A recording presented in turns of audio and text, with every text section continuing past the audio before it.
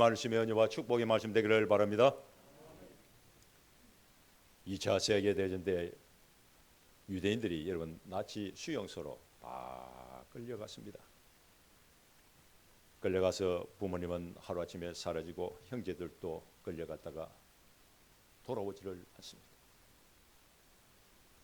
차가운 감옥에 갇혀가지고 자유는 빼앗기고 배는 고프고 날씨는 춥고 여러분 살아있다는 것 자체가 지옥입니다. 소년 하나가 남아 있었는데 이 아이도 언제 죽을 줄 모른다라는 이 두려움 때문에 벌벌 떨고 있습니다. 어린 나이에 감당할 수 없는 그런 고난의 시간을 보내고 있는 거죠. 그 수용소에서 부모님도 다 죽고 형도 누나도 다 죽고 그 어린 나이에 포로 수용소에서 무슨 희망이 있겠습니까? 소망이 있겠습니까? 그래서 기도합니다. 하나님, 내가 이 감옥에 갇혀가지고 태양은 보지 못하지만 그래도 태양이 있다는 것을 믿습니다. 하나님이 지금은 침묵하셔도 하나님이 살아계심을 믿습니다. 라고 그렇게 기도를 하는 거예요. 나중에 2차 세계대전이 끝나고 난 뒤에 나중에 목사가 됐는데 이렇게 말했습니다. 그 지옥과 같은 포로 수용소의 한복판에서 하나님이 내 마음에 꺼지지 않는 소망의 불씨를 주었는데 그 소망의 불씨가 부활이다 라고 그렇게 말했습니다. 예수님의 부활이 자기를 살렸다. 예수님의 부활이 6절 말씀을 읽어보면 그가 여기 계시지 않고 그가 말씀하시던 대로 살아나셨다 라고 기록이 됐는데 예수님이 죽은 지 사흘 만에 다시 살아났습니다. 이것을 우리는 부활이다 라고 말하는데 부활의 아침이 우리에게 주는 교훈이 있습니다. 첫째는 기쁨이에요. 기쁨. 1절 말씀을 읽어보면 안식일이 다 지나고 안식 후 첫날이 되려는 새벽에 막달라 마리아와 다른 마리아가 무덤에 찾아갔다라고 기록이 됐는데 이 말씀은 예수님이 십자가에 못 박혀 돌아가신 그날부터 예수님이 그 있는 시신이 있는 무덤에 찾아갈 때까지 막달라 마리아와 다른 마리아의 마음속에 염려와 근심, 걱정, 불안, 두려움이 찼다는 거예요. 말로 설명할 수가 없습니다. 여러분 그야말로 살 소망이 다 끊어지고 너무너무 슬프고 마음이 아파가지고 견딜 수가 없는 거예요. 막달라 마리아와 다른 마리아뿐만 아니라 예수님의 제자들도 마찬가지입니다. 여러분 예수님이 돌아가셨다라는 이 사실 때문에 십자가에 못 박혀 죽은 걸 다 알잖아요. 마음속에 염려와 근심, 걱정으로 불안과 두려움으로 여러분 가득했습니다. 식사도 못하고 잠도 못 자고 바깥에 나갈 수가 없습니다. 그야말로 절망의 시간을 보내고 있었습니다. 세상에 태어나서 이런 시간을 보낸 적이 없습니다. 그런데 8절 말씀을 읽어보면 큰 기쁨이라는 단어가 나옵니다. 큰 기쁨. 예수님이 부활했다는 천사의 말을 듣고 너무너무 기뻤습니다. 세상에 여러분 이보다 더 기쁜 일이 있을까요? 8절 말씀을 읽어보면 다름질할세라고 기록했는데 정신없이 달려갔다는 뜻입니다. 정신없이. 무덤에 찾아갈 때는 두려움과 염려와 불안과 근심 걱정으로 죽을 상황, 죽은 그런 심령을 가지고 찾아갔는데 예수님이 부활했다는 그 사실을 알고 얼마나 기뻤는지 정신없이 너무너무 기뻐가지고 제자들 향하여 달려갔다는 것입니다. 사랑하는 성도 여러분, 내 인생에 주어진 시간 중에 절망의 시간이 있습니까? 고난의 시간이 있습니까? 여러분 실패의 시간이 있습니까? 부활의 아침과 같이 기쁨의 시간, 희망의 시간, 승리의 시간이 되시기를 주연으로 축원합니다. 지금 이 순간 나를 힘들게 하고 내 마음을 아프게 하고 있는 눈물과 탄식과 절망과 한숨, 부활의 아침같이 승리의 노래가 여러분 되어야 될 줄 믿습니다. 찬송가 167장 절급도다 이날을 작사한 사람은 포르투나투스라는 사람인데 이 사람은 여러분 신부입니다. 어릴 때부터 믿음이 얼마나 좋았는지 너무너무 좋았습니다. 그런데 학창 시절 때 시력이 너무너무 나빠가지고 앞이 보이지 않는 거예요. 책을 읽을 수가 없습니다. 그 정도로 시력이 악화되고 나빠졌는데 나중에 성 마틴 교회 신부가 되어가지고 제단이 있는데 그 제단 램프에 불을 밝히는데 그 불을 밝힐 때마다 그 기름을 눈에 발랐는데 기적적으로 시력을 회복했습니다. 할렐루야. 얼마나 감사가 되고 기뻤는지 이루 말할 수 없는 은혜의 강물이 밀려왔습니다. 그래서 부활절 날 아침에 시를 여러분 110행이라는 시를 적었어.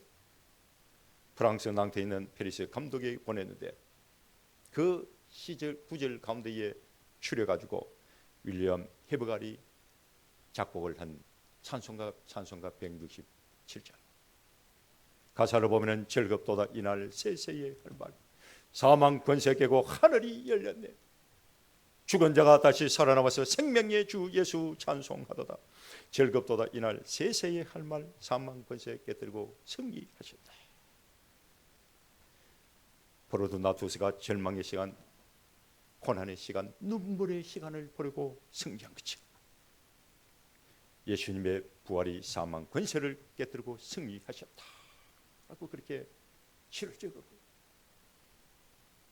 여러분 지금까지 내 인생을 힘들게 했던 고난의 시간은 다 물러가고 부활의 아침과 같이 기쁨의 노래, 승리의 노래가 내 마음을 적시고 내 입술을 통하여 터져나오시기를 주님으로 축원합니다.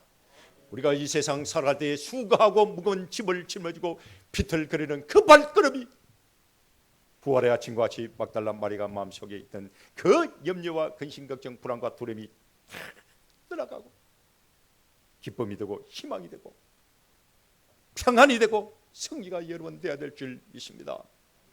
앞을 향하여 뛰어가고 달려가는 다름질하는 부활의 아침이 여러분 다 될 수 있기를 주님을 축원합니다. 두 번째, 부활은 능력입니다. 2절 말씀을 읽어보면 큰 지진이 나며 주의 천사가 하늘로부터 내려와 돌을 불러내고 그 위에 앉아 있습니다. 6절 말씀을 읽어보면 그가 말씀하신 대로 살아나셨다. 그가 누우셨던 곳을 보라 하고 기록이 되는데, 예수님의 부활은 하나님의 능력입니다. 하나님의 능력.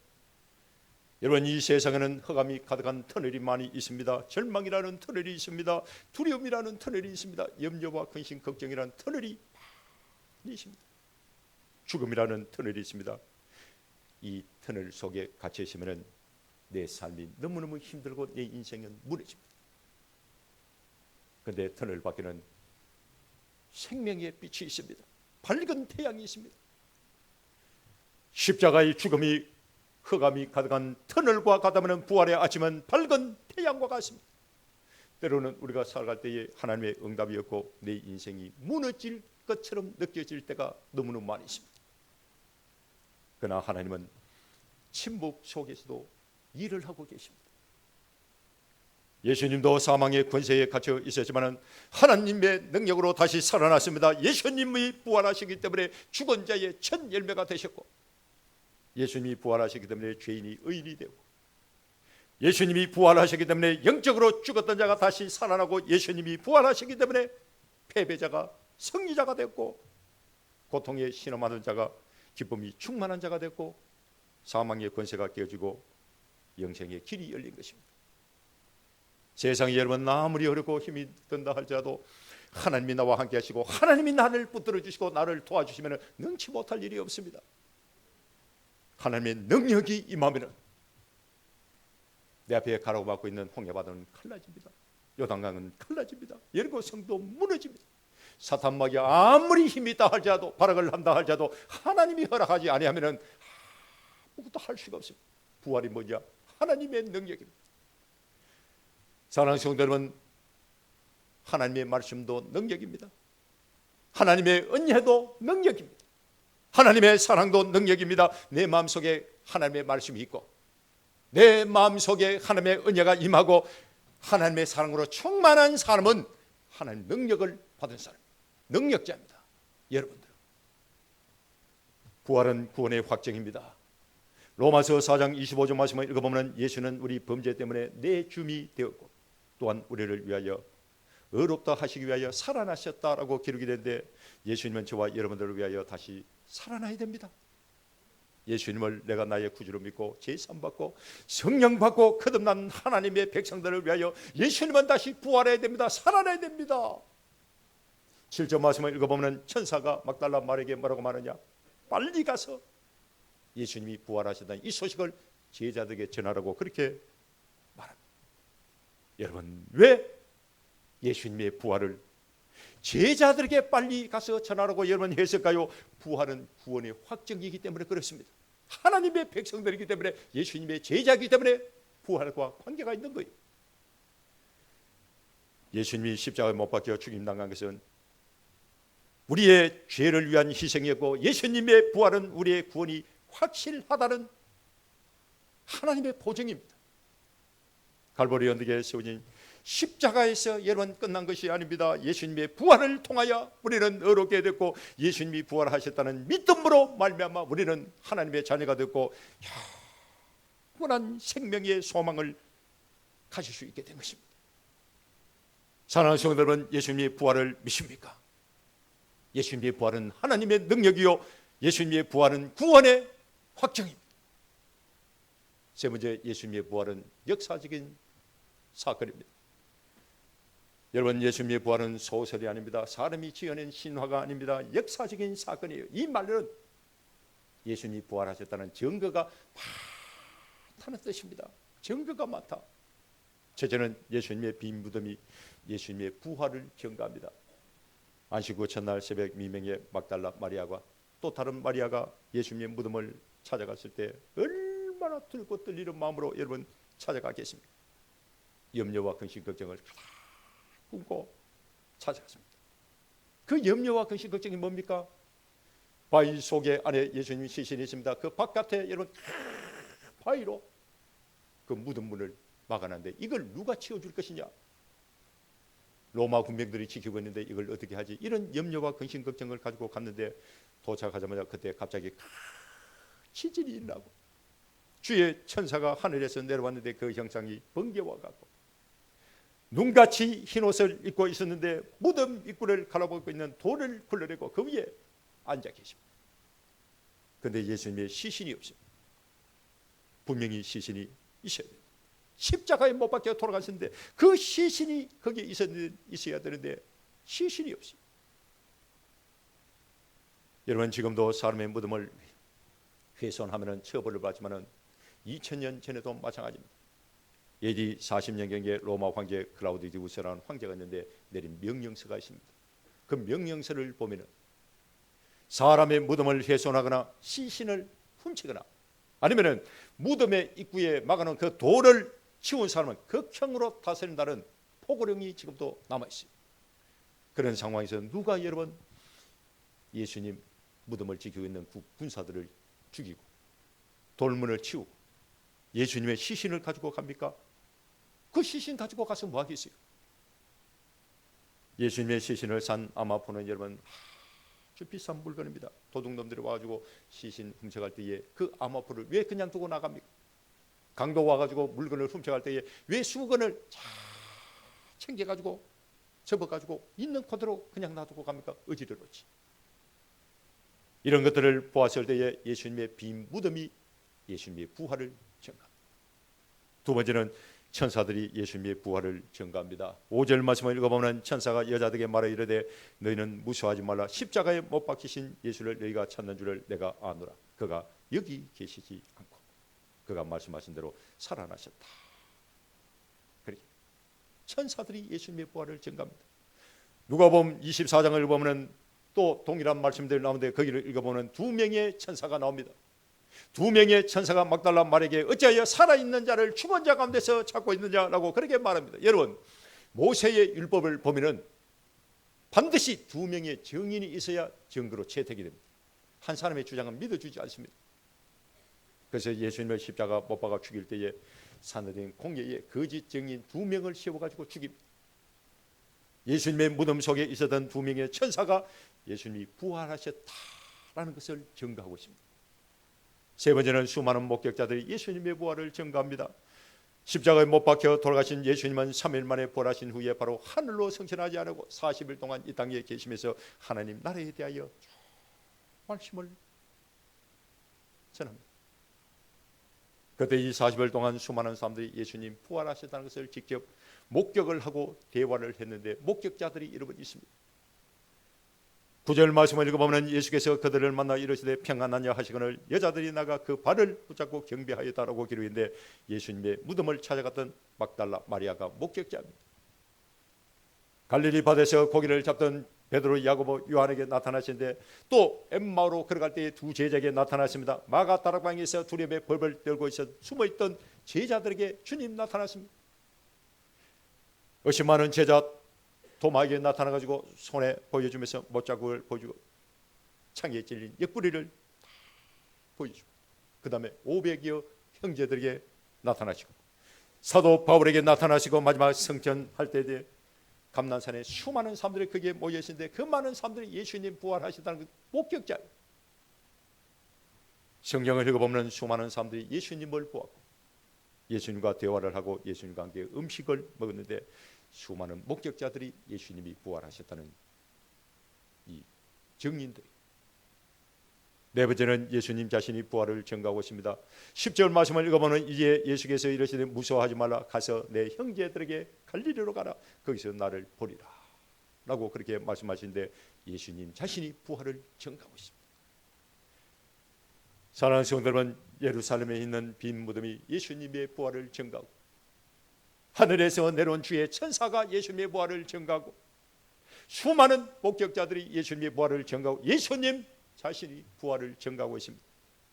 때문에 예수님의 부활은 신화가 아닙니다. 역사적인 사건. 네 번째, 부활은 새로운 삶의 시작을 의미합니다. 고린도후서 5장 17절 말씀을 읽어보면 누구든지 그리스도 안에 있으면 새로운 피조물이라 이전 것은 지나갔으니 보라 새 것이 되었도다 라고 기록했는데 예수님의 부활은 과거의 시간이 아닙니다. 과거의 시간이 아닙니다. 오늘 이 시간 우리의 삶 속에서 일어나는 기적입니다. 절망에 빠진 인생이 소망의 인생이 되고 무너진 인생을 다시 일으키는 하나님의 능력입니다. 하나님은 지금도 부활의 능력을 통해서 우리의 삶을 새롭게 만들어가고 우리 인생을 아름다운 길로 승리의 길로 인도하십니다. 여러분이 사람 몸에 콩팥이 두 개 있습니다. 이 콩팥 두 개가 기능을 잃어버리면 몸이 붓고 숨이 차서 정상적인 생활을 할 수가 없습니다. 그런데 혈액을 투석을 하면 새로운 피가 공급이 됩니다. 한 며칠간 또 정상적인 생활을 할 수가 있습니다. 똑같은 원리입니다. 예수님의 보혈이 내 안에 흐르고 있을 때에 내 안에 있는 이 더러운 죄악은 다 씻겨지고 우리는 하나님의 자녀 새로운 피조물이 됩니다. 사랑하는 성도 여러분, 부활의 아침이 밝았습니다. 지난 옛 모습은 다 벗어버리고 예수님 보혈의 능력으로 새롭게 시작할 수 있기를 주님으로 축원합니다. 1500년대 어느 날 미켈란젤로는 파율을 발견했습니다. 다른 수많은 조각가들이 이 파율은 쓸모없다, 흠이 너무 많구나 라고 말하면서 그 파율을 버렸습니다. 그런데 미켈란젤로는 그 파율을 보는 순간 그 안에 다윗이 그게 숨어있는, 그래서 그 바위를 가지고 와가지고 3년 동안 바위가 실험을 했습니다. 쪼개고 깨고 다듬고 그렇게 완성된 것이 다비드상, 다윗입니다. 참으로 명작이고 걸작입니다. 그런데 이 다비드상은 여러분 아주 독특합니다. 대부분의 조각가들이 다윗을 조각할 때에 골리앗을 물리치고 난 뒤에 승리의 그 순간을 조각을 합니다. 그런데 미켈란젤로는 골리앗과 싸우기 직전에 다윗의 모습을 조각을 했습니다.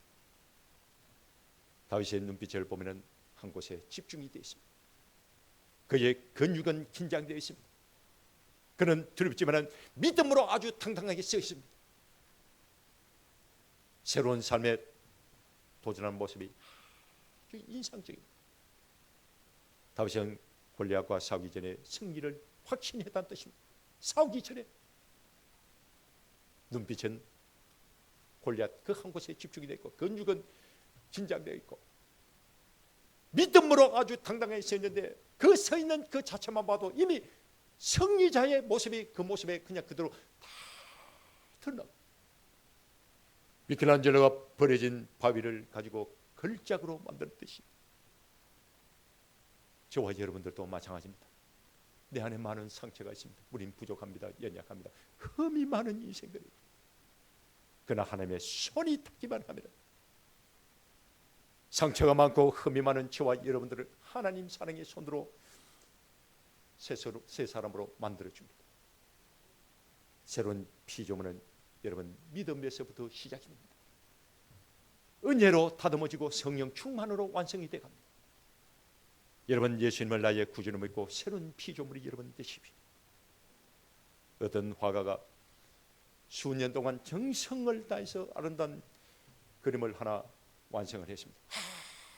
얼마나 귀한 그림이지. 모든 재능과 열정을 다 쏟아서 그림을 그런데 사람들 보고 감탄을 합니다.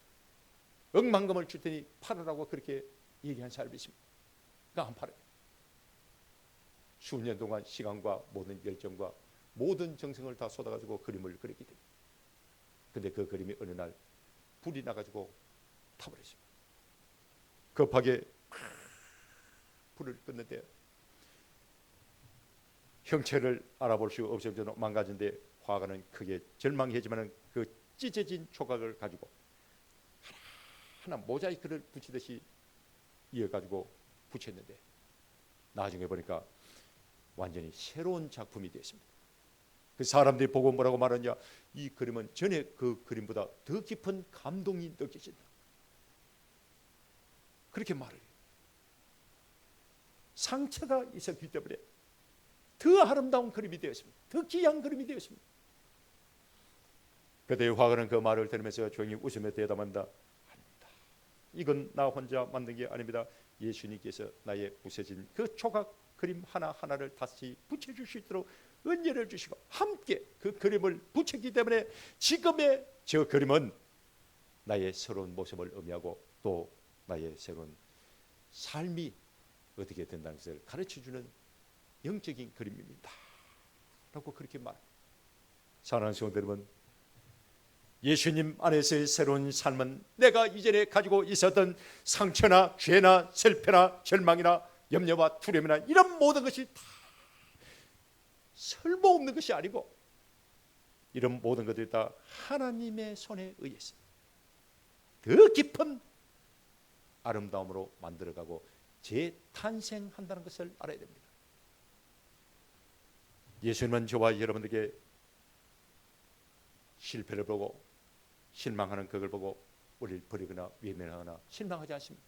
내가 연약하고 내가 부족하고 내가 상처 많은 것 그런 모습을 보고 내가 실패하다 할지라도 예수님은 그걸 보고 실망하지 않습니다. 예수님 안에서 더욱더 온전한 삶을 이루어 가기를 주님 원하십니다. 부활의 능력으로 여러분 고침받고 승인받고 성리하시기를 주님으로 축원합니다. 그러면 이 부활이 뭐냐? 새로운 삶의 시작을 의미합니다. 새로운 시작. 십자가에 못 박혀 돌아가셨다는 사실을 알고 모든 사람들이 주님의 법을 들고 낙심하고 절망의 좌절에 빠졌지만 부활의 아침을 맞는 순간 승리의 노래가 터지라고 기쁨으로 충만하고 새로운 인생, 새로운 삶이 시작이 됐습니다. 네 번째, 다섯 번째 부활은 약속입니다. 따릅니다. 약속이다. 요한복음 11장 25절 말씀을 읽어보면 나는 부활이요 생명이니 나를 믿는 자는 죽어도 살겠고 살아서 믿는 자는 영원히 죽지 아니하리라 라고 있는데 이 말씀은 부활에 대한 약속입니다. 약속. 부활은 우리 모두의 미래를 보장하는 하나님의 약속입니다. 여러분, 세상이 주는 고통 때문에 수많은 사람들이 지금도 아파하고 눈물을 흘리고 있습니다. 고통 때문에 슬픔을 당한 사람 너무너무 많이 있습니다. 그런데 예수님이 나는 부활이요 생명이니 나를 믿는 자는 죽어도 살겠고 살아서 믿는 자는 영원히 죽지 아니하리라 라고 말씀하는데 이 말씀은 약속입니다. 약속.